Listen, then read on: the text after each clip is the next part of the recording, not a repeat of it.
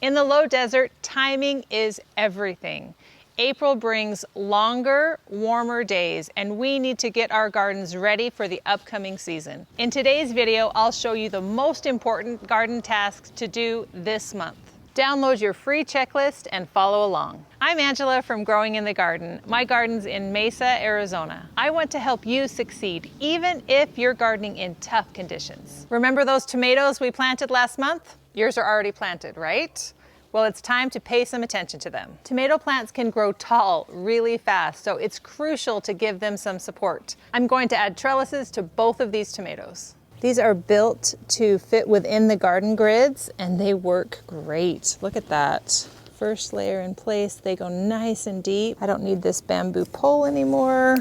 Pull that out. So this tomato has plenty of support now. I love it. All right, are we good? I think so. There we go.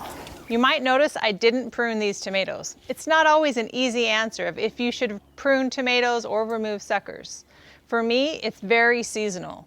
In the spring, I tend to leave as much foliage on the plant as possible. That is going to help shade and protect the fruit. In the fall, when the days are shorter and we're looking for that sunlight, I will prune back suckers, prune off extra leaves, so the plants can get as much sun as possible. As seedlings pop up in your garden, it's crucial to get them thinned. The earlier you can give each plant the space it needs, the quicker it will take off and start growing. As your summer garden begins to take shape with seedlings emerging and your beds filling in, it is time to mulch. Before summer, I like to add a thick layer, 3 or 4 inches of mulch to all of my beds. If you have perennial herbs like sage or thyme growing in your garden beds, just give them a light layer. Their roots don't like all of that trapped moisture. Don't forget to fertilize your strawberries, blackberries, onions, and garlic this month. When daytime temperatures are consistently above 90 degrees, it's time to add shade cloth.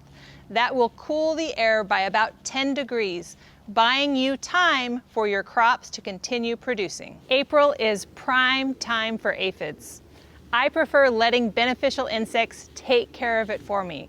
I plant lots of alyssum around my roses. I let my dill, cilantro, and parsley bolt. That brings in beneficial insects that take care of aphids for me. I've spotted aphids a couple of times throughout my garden already this season, but by the time I can get my camera and take a picture of them, they're gone. The beneficial insects are hard at work, making my job easy. A few days ago, there were quite a few on this rose bush, but now I can only see one. That's food for the ladybugs. You might spot caterpillars on your Texas mountain laurel this month. Some leaf damage is normal and usually doesn't harm the plant long term. If the infestation becomes severe, you can use BT to help control them. Stinknet is an invasive weed taking over Arizona.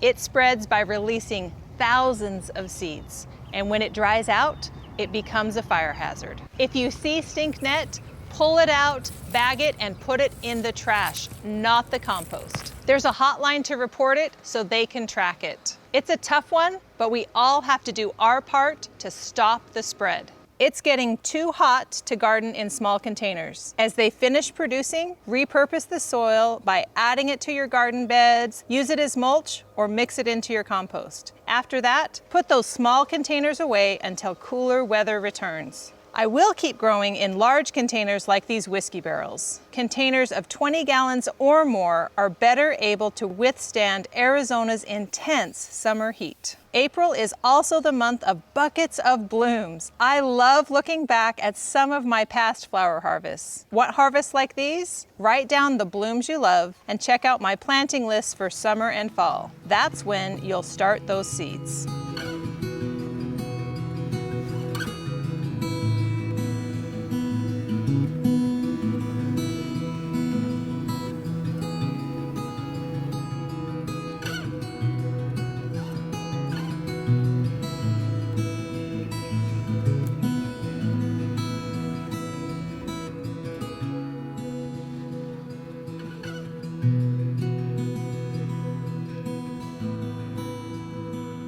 Warm season flowers like marigold and cosmos are getting going. You'll get more blooms from them if you pinch. It might seem drastic to cut back a flowering plant just as it's beginning to grow, but this one step increases the number and length of flower stems. Once the stem is between 8 and 12 inches tall, use sharp pruners and cut the top 3 or 4 inches off just above a set of leaves. Wondering which flowers to pinch? Take a look at this guide. Roses are at peak bloom during April. Enjoy the blooms. To keep the blooms coming, instead of fertilizing once with a granular fertilizer, I'll fertilize twice with a water-soluble fertilizer. That works for new and established roses. How are your perennial herbs doing? They should be looking great. That prune and compost we gave them in early spring has resulted in lush new growth. Harvest and enjoy these delicious herbs. The secret to large basil harvests later in the summer is early pruning now. When your plants are young, prune just above 2 sets of leaves and continue doing that until the plant is as large as you like it. At that point, keep harvesting or let it flower for the bees. Let's talk about fruit trees, berries, and citrus. If you haven't gotten everything planted, don't wait. You need to have everything in by mid-month. Once everything's planted, here are a few things to check. Did you label your new plants? Do it now. You think you'll remember, but you'll forget. Add the year and type of tree and any other details, and then add the tag to a small branch. If you've added these tags in the past, now's the time to check on them.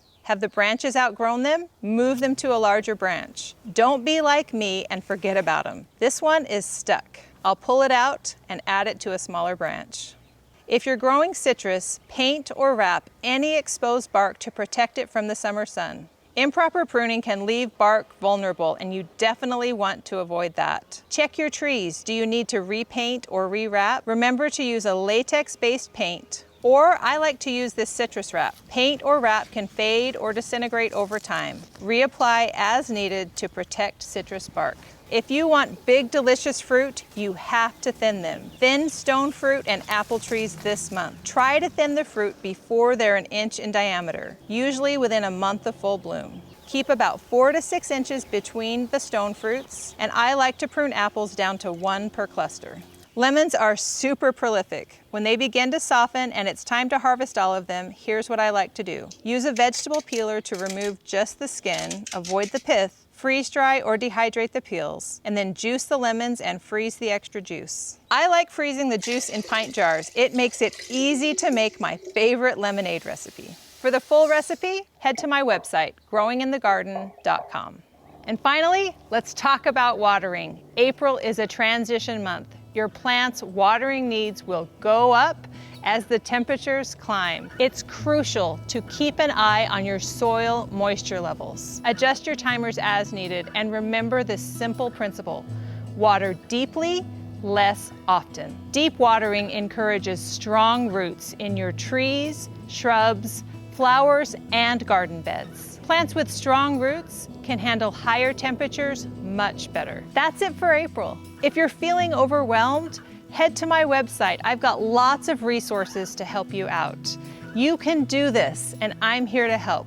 Let's make it a great month.